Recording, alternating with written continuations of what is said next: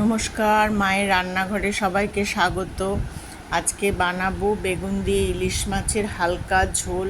এতদিন মন মেজাজ খুব একটা ভালো ছিল না, তাই অত মন দিয়ে সব কিছু করতে পারিনি, কিন্তু দৈনন্দিন জীবনে তো ফিরে আসতেই হবে।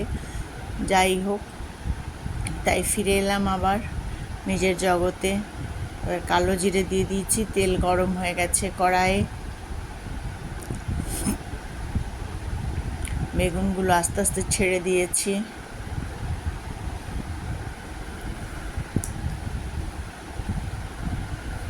বেগুনগুলো একটু লম্বা লম্বা করে কেটে নিয়েছি, তাহলে ঝোলটা সিদ্ধ হয়ে গেলে একটু ভালো থাকবে আর কি।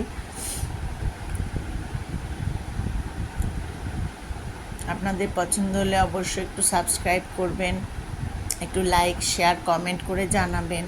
এবার আন্দাজ মতো নুন দিয়ে দিলাম, আপনারা আপনাদের স্বাদ মতো নুন দেবেন। করে দেখবেন, বাড়িতেই হালকা ঝোলটা খেতে খুবই ভালো লাগে। আর আপনারা একটু কমেন্ট করেন না, কোথা থেকে দেখছেন সেটা যদি একটু জানাতেন, তাহলে আমারও খুব ভালো লাগতো নতুন ভিডিও বানাতে। একটু সাবস্ক্রাইব করবেন। এরপর প্রয়োজনীয় মতো হলুদ দিয়ে দিলাম। নুন হলুদ দেওয়ার পরে এরপরে ভালো করে রান্নাটা করে কষিয়ে নেব। নুন হলুদটা চতুর্দিকে মাখিয়ে নেব বেগুনের। এটা কিন্তু খুব সিম্পল রান্না, চট করে হয়ে যাবে, বেশি ঝামেলা করতে হবে না। স্বাদ মতো কাঁচা লঙ্কা দেবেন। আর খুব যে বেশি সময় ধরে রান্নাটা করতে হবে তারও কোনো মানে নেই। একটু বেগুনগুলো বেশ হালকা ভাজা ভাজা, বেশি ভাজারও দরকার নেই, হয়ে গেলেই এরপরে যতটা ঝোল করবেন সেই মতো জল দিয়ে দেবেন। ইলিশ মাছের গন্ধেই ঝোলটা এত সুন্দর খেতে হয়, কি বলবো বন্ধুরা। বাড়িতে অবশ্যই করবেন, করে দেখবেন, খুব ভালো লাগবে খেতে। এবারে ওই মাছগুলো ফেলে দিচ্ছি। আমি এখানে মাথা, লেজা আর পেটির মাছ ছিল যে কটা, সেই কটা দিয়েই করেছি। চাকারও মাছ আছে।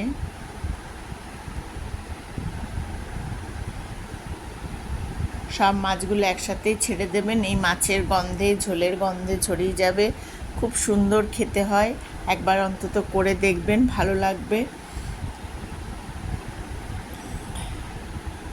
এরপরে আপনি আস্তে আস্তে মাছের ঝোলটা হতে গিয়ে এবার ঢাকা দিয়ে দিলাম।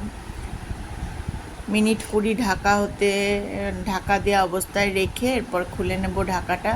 দেখুন বন্ধুরা, মাছ হয়ে গেছে, বেগুনও সিদ্ধ হয়ে গেছে, আর ঝোলটাও বেশ পরিমাণ মতো হয়ে গেছে। করে দেখবেন। এবার গ্যাস বন্ধ করে দিলাম। গরম ভাতের সাথে ভীষণ ভালো লাগে, হালকা ঝোল। খেয়ে দেখতে পারেন, খুব ভালো হয় খেতে।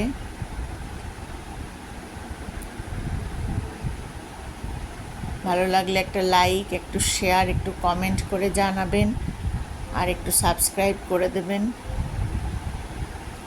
দেখুন বন্ধুরা, ঝোলটা কি সুন্দর কালার এসেছে, গরম ভাতের সাথে একদম জমে যাবে।